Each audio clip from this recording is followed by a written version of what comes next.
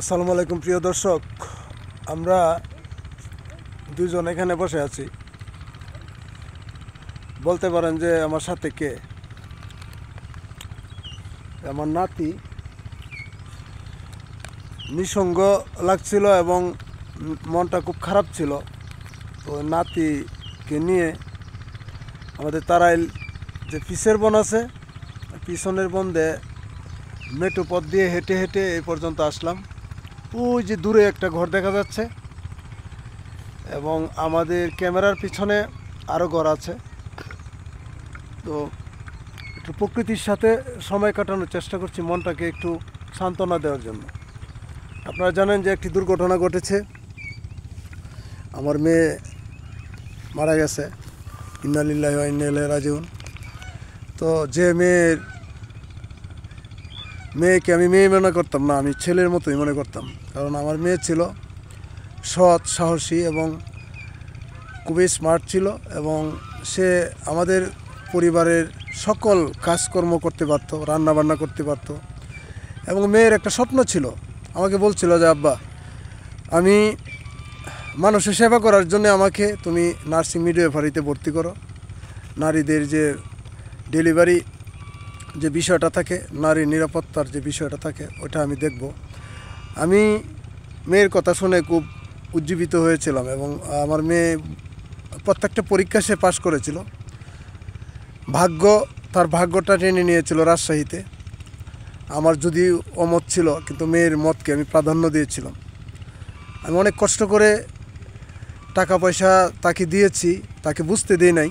তার মা এবং আমি এবং আমাদের এক ছেলে, আমরা সবাই তার দিকে তাকিয়েছিলাম যে ভবিষ্যতে সে একটা ভালো কিছু করবে এবং তাকে দিয়ে সে জানি বিয়ে দিতে হবে, পরের ঘরে যেতে হবে। নারী মানেই তো পরের ঘরে যেতে হয়।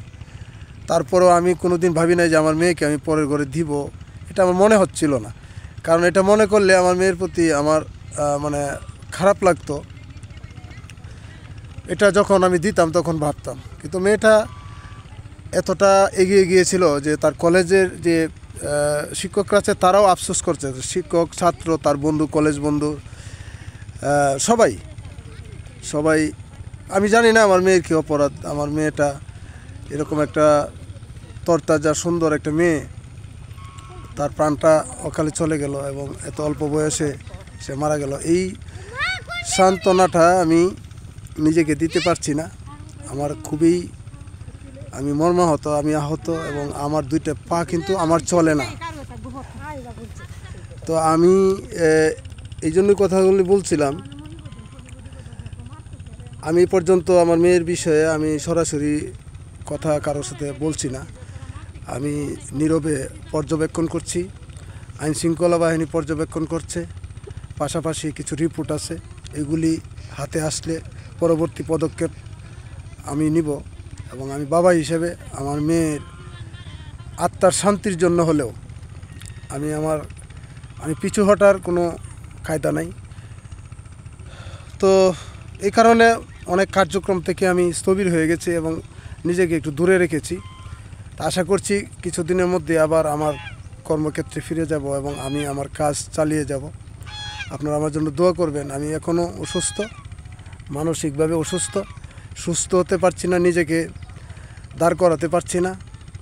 ভিতরে আমি প্রচুর আহত, যে আহতের কারণে আমার কোথাও মন বসে না। আমি এক জায়গায় 10 মিনিট বসতে পারি না, 10 মিনিট শুয়ে থাকতে পারি না, 10 মিনিট দাঁড়িয়ে থাকতে পারি না। এই মেয়ে পিছন থেকে তাড়া করে, বলে আব্বা আব্বা বলে ডাকে। তো এই আওয়াজটা যখন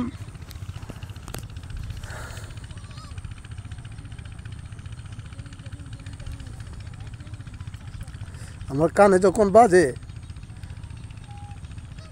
তখন আমি বারবার আহত হই। যাই হোক, এটার আল্লাহ বিচার করবেন, অপেক্ষায় আছি। আপনারা আমার জন্য দোয়া করবেন। সবাই ভালো থাকবেন। আল্লাহ হাফেজ।